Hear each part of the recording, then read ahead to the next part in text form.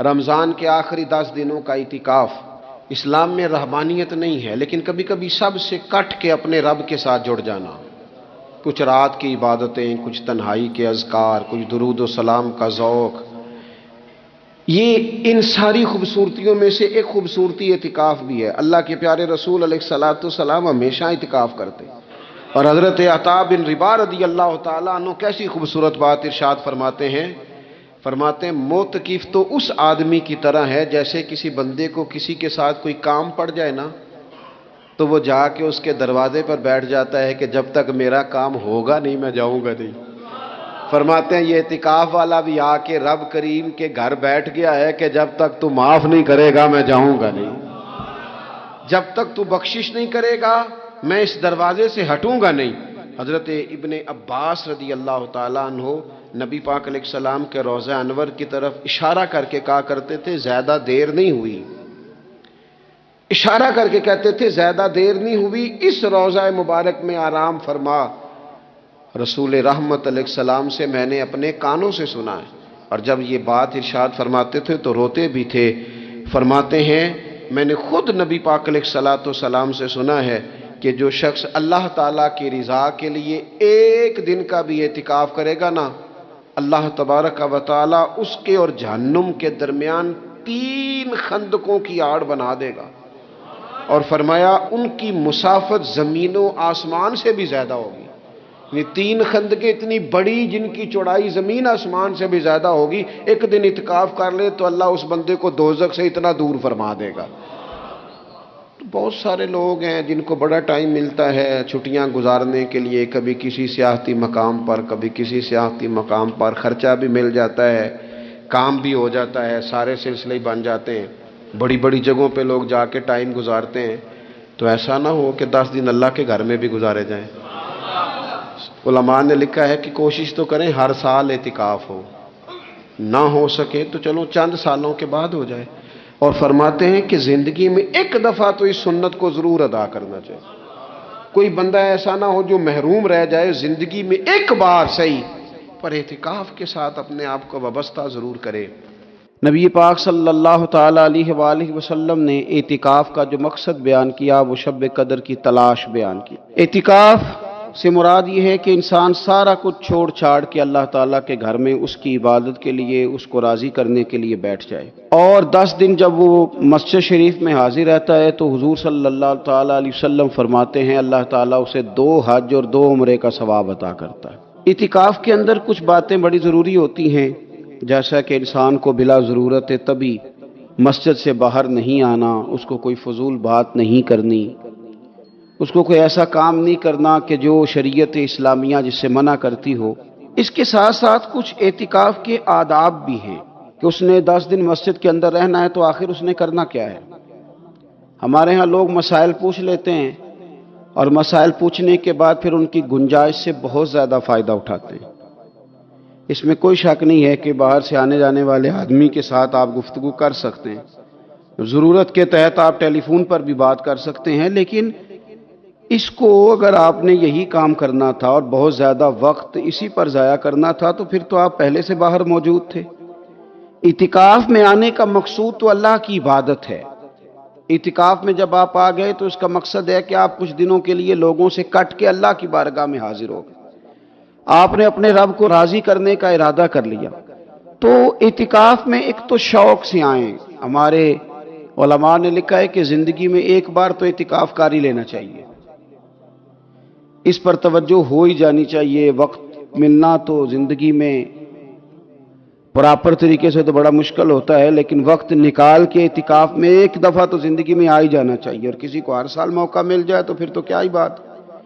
تو اعتکاف کے اندر جو کام ہم نے کرنے ان میں سب سے زیادہ اور سب سے پیارا کام یہ ہے کہ کثرت کے ساتھ قرآن پاک کی تلاوت کریں۔ نبی پاک صلی اللہ تعالیٰ علیہ وآلہ وسلم رمضان المبارک میں قرآن پاک کا دور فرماتے تھے حضرت جبریل امین علیہ السلام کے ساتھ، اور جس سال حضور کا وصال ظاہری ہوا اس سال حضور فرماتے ہیں 2 مرتبہ قرآن پاک کا دور کیا۔ 2 دفعہ حضور نے حضرت جبریل امین کو قرآن شریف سنایا، اور 2 دفعہ انہوں نے نبی پاک صلی اللہ علیہ وسلم کو سنایا۔ تو بہت کثرت کے ساتھ قرآن پاک کی تلاوت کی جائے۔ ایک پہلو اور بھی ہے اس کا، اس پر بھی آپ توجہ کریں گے۔ قرآن مجید کو پڑھنا بھی ضروری ہوتا ہے اور صحیح پڑھنا سب سے زیادہ ضروری ہوتا ہے۔ تو اگر آپ کسی ایسی مسجد میں تشریف فرما ہیں جہاں آپ کے لیے بندوبست کیا گیا ہے تو کوشش کریں کہ وہاں قاری صاحب سے، عالم صاحب سے، امام صاحب سے آپ قرآن مجید کو سیکھیں۔ اور کوئی زیادہ مشکل نہیں ہے، پورے 10 دن آپ موجود ہیں، اور اگر آپ 10 دن پوری توجہ کے ساتھ قرآن مجید کے مخارج پہ لگائیں گے تو امید ہے کہ بہت حد تک آپ کو قرآن مجید سمجھنے میں، پڑھنے میں آسانی ہونے لگی۔ دوسرا، اعتکاف میں جب آپ موجود ہیں تو آپ کو کوشش کرنی ہے کہ آپ محاسبہ نفس پر توجہ دیں۔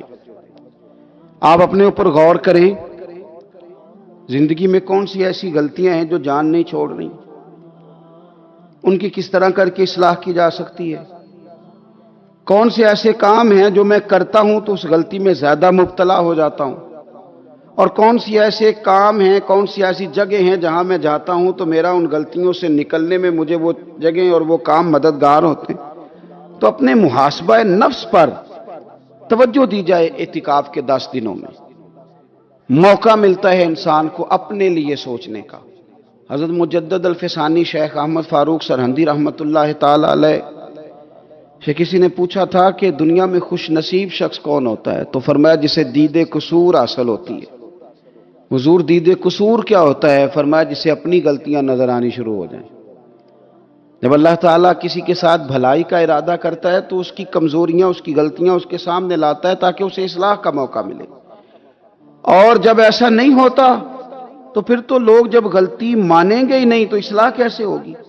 تو اعتکاف کے 10 دنوں میں محاسبہ نفس پر خاص توجہ دیں، اپنی زندگی میں اپنا حساب کریں، اپنا حساب۔ اور جناب عمر فاروق رضی اللہ تعالیٰ عنہ کی وہ روایت ہمیں بتاتی ہے کہ حساب کر لو اس سے پہلے کہ تمہارا حساب کیا جائے۔ تیسری بات، ایک تو قرآن پاک پڑھیں گے، ایک محاسبہ نفس کریں گے، تیسری بات مراقبہ کریں۔ کچھ دیر کے لیے بیٹھیں، یہ غور کریں کہ رب تعالیٰ نے ہمیں نعمتیں کتنی عطا فرمائی ہیں، پھر یہ غور کریں کہ ان نعمتوں کے بارے میں، ان نعمتوں کے ساتھ ہماری عبادت کتنی ہے، ہمارا شکر کتنا ہے۔ زندگی اپنی کا حساب لگائیں، غور کریں کہ کتنا کچھ ہے جو ہمیں محنت سے ملا ہے اور کتنا ہے جو بغیر محنت کے ملا ہے، اور کون سی ایسی نعمتیں ہیں جن کا ہم نے شکریہ ادا کیا اور کون سی ایسی ہیں جن پر ہم نے کبھی توجہ ہی نہیں کی کہ یار یہ تو بہت بڑی نعمت ہے جو اللہ نے ہمیں عطا کی ہوئی۔ اپنی گردن کو جھکا کے تھوڑا غور و فکر کریں۔ تفکر کا درس دیا ہے قرآن پاک نے، بار بار کہا ہے تفکر کرو، غور کرو، تدبر کرو، تو یہ ہمیں موقع میسر آتا ہے۔ چوتھی بات،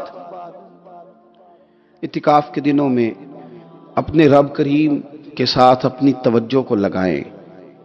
قرآن حکیم نے جو کہا نا کہ رب کی عبادت اس طرح کرو کہ تمہیں نا یقین حاصل ہو جائے، کھل کر اس کی بارگاہ میں سجدے کریں، دعائیں مانگیں۔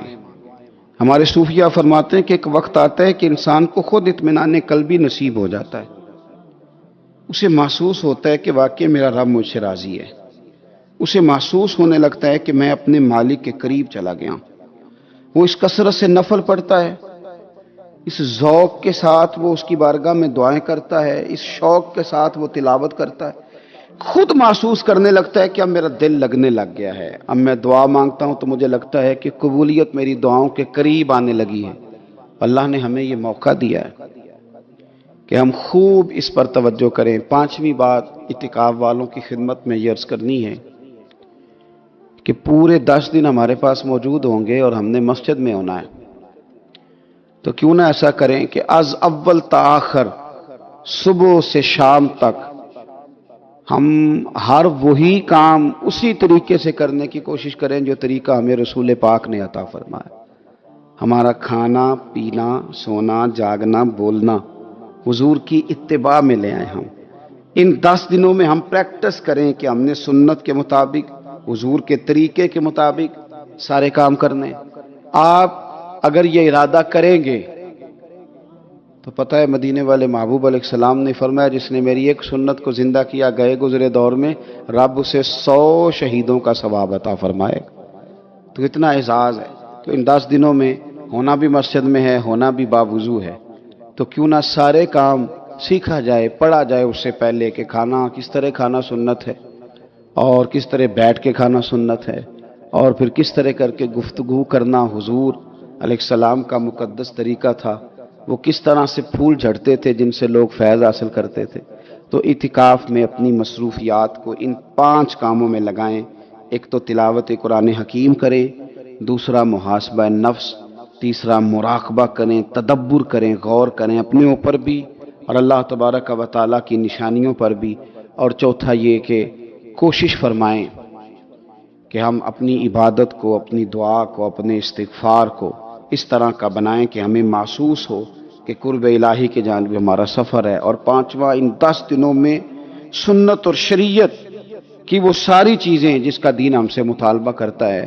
اب تو ہم بالکل دنیا سے ایک سائڈ پہ ہو کے بیٹھے ہیں۔ اب رمضان المبارک کے اندر آخری عشرہ شب قدر کی تلاش کا عشرہ ہے۔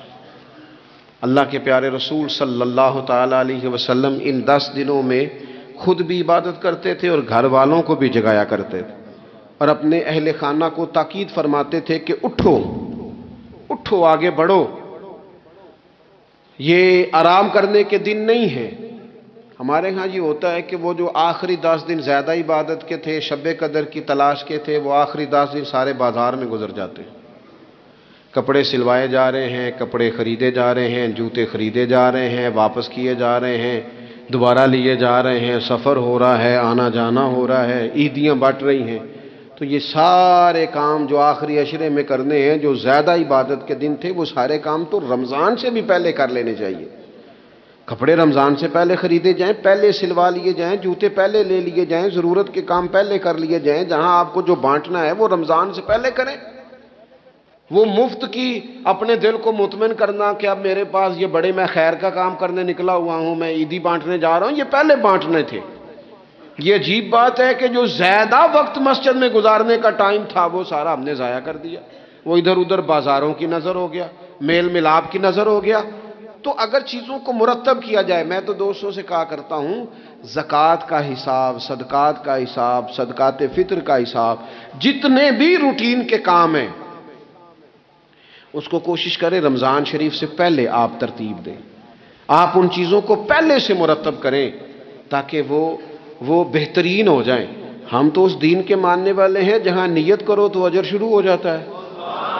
آپ رمضان کی نیت سے جو آج خرچ کریں گے اس کو اللہ تعالیٰ رمضان کے ثواب کے برابر ہی اجر عطا فرمائے گا۔ لیکن وہ ہم نا کچھ لوگ بڑا ایک صاحب مجھ سے کہنے لگے، جی میں نے سنا ہے صدقہ فطر آخری عشرے میں ہی دینا چاہیے۔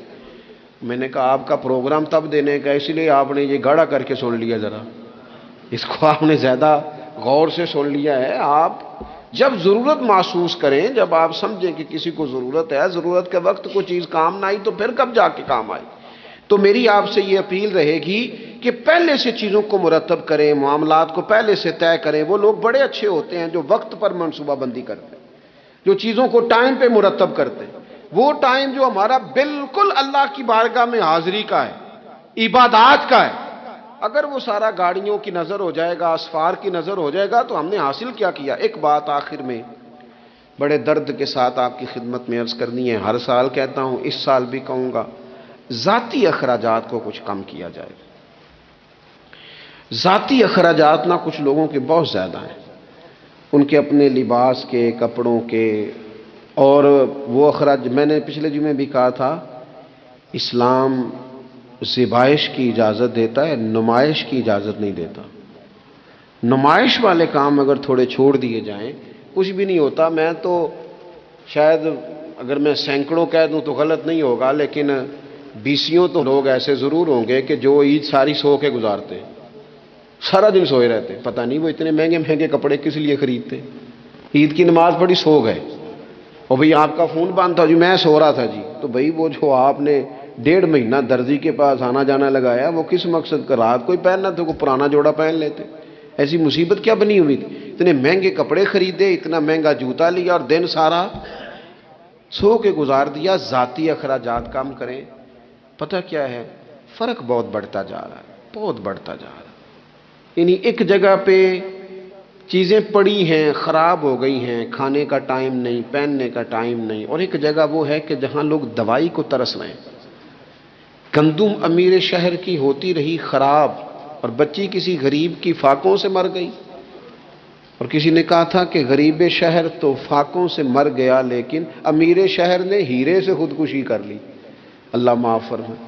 تو بہت ساری جگہوں پہ لوازمات زیادہ ہیں، اخراجات زیادہ ہیں، تکلفات زیادہ ہیں. اس رمضان میں مہنگائی کا جو زور ہے، حالات کی جو سنگینی ہے، اور تھوڑا پیچھے جائیں تو غریب علاقوں میں جس قسم پرسی کے ساتھ لوگ اپنا وقت بتا رہے ہیں، اگر صرف امیر لوگ اپنے کچھ ذاتی اخراجات کو کنٹرول کرنے میں کامیاب ہو جائیں تو بڑے سارے لوگ ایسے ہیں جن کے لیے وہ خوشیاں بانٹنے کا ذریعہ بنیں گے، اسباب.